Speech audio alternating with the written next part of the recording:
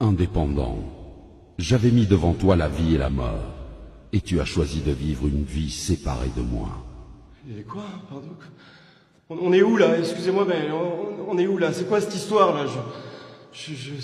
Ça existe pas tout ça, c'est un rêve ou quoi là? Je suis où là? Je t'avais envoyé des personnes te parler de Jésus, mais à cause de ton endurcissement de cœur et ton refus de changer, tu as persisté dans la mauvaise voie. Attendez, quelle mauvaise voie là? Quelle mauvaise voie? Attendez, j'ai fait plein de bonnes choses dans ma vie. Moi, j'ai construit des orphelinats, j'ai aidé plein de gens autour de moi, j'ai adopté des enfants, j'ai jamais tué personne, moi. Mais qu'en est-il de ces bonnes œuvres? On m'a dit que vous étiez miséricordieux. Indépendant tenta de se justifier en relatant ses bonnes œuvres sur terre. Cependant, c'est par la grâce que nous sommes sauvés par le moyen de la foi. Ce n'est point par les œuvres, afin que personne ne se glorifie. La sentence était irrévocable pour lui. Écoutez-moi, personne m'a dit que j'allais aller en enfer si je n'acceptais pas Jésus, si je ne croyais pas en Jésus. Personne me l'a dit, ça. Non. Je ne savais pas ce qui allait se passer. Laissez-moi me justifier au moins. Laissez-moi me justifier, je veux pas aller en enfer. Écoutez-moi! Ah! Hervé est mort d'insolation. Une après-midi de forte chaleur sur son lieu de travail. Quelques jours avant son décès, un jeune passant l'a évangélisé en lui remettant une carte oserjésus.com.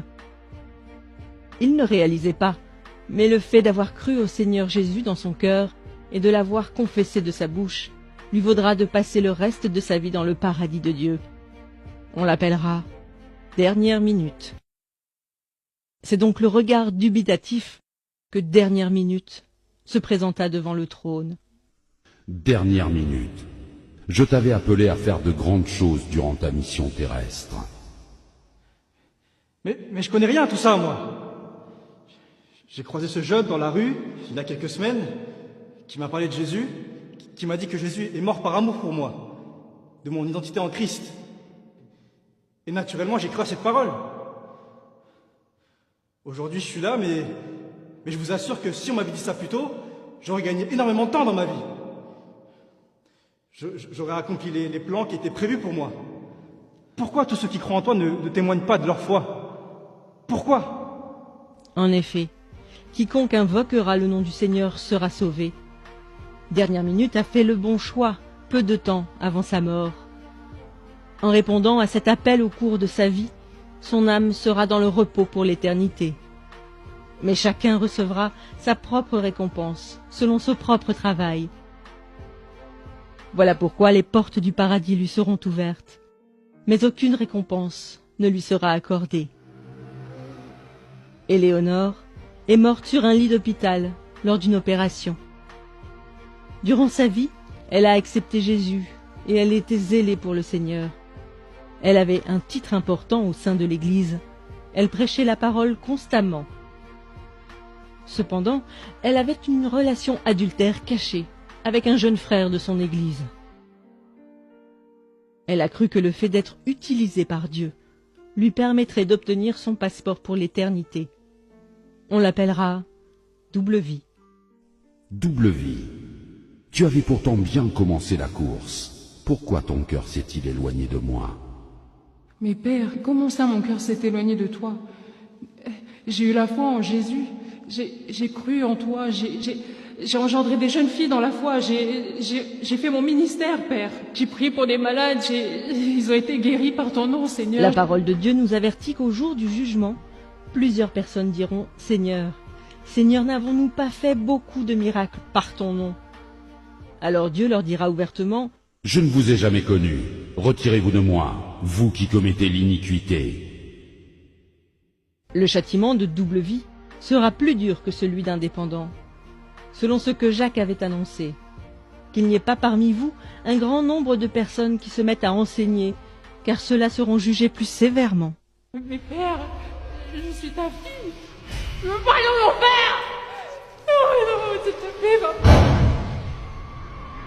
Brigitte a été emportée par la mort dans son sommeil au crépuscule de ses vieux jours. Pendant toute sa vie, Elle s'est efforcée à être trouvée bon et fidèle serviteur avant d'affronter ce moment ô combien décisif. Malgré les épreuves et les déceptions qu'elle a vécues, elle a gardé son cœur de l'amertume et a persévéré dans l'action de grâce en toutes circonstances. Sans avoir de titre dans son église, elle témoignait régulièrement de Christ et prenait soin des âmes. Le juste juge la qualifiera de « cœur fidèle ». Cœur fidèle, Oui, Père, avance mon enfant. j'ai attendu ce moment toute ma vie. Ai-je manifesté les fruits que tu attendais? Ai-je été trouvé bon et fidèle? Si ce n'est pas le cas, je te demande sincèrement pardon. Selon qu'il est écrit, vous obtiendrez le salut de vos âmes au prix de votre foi.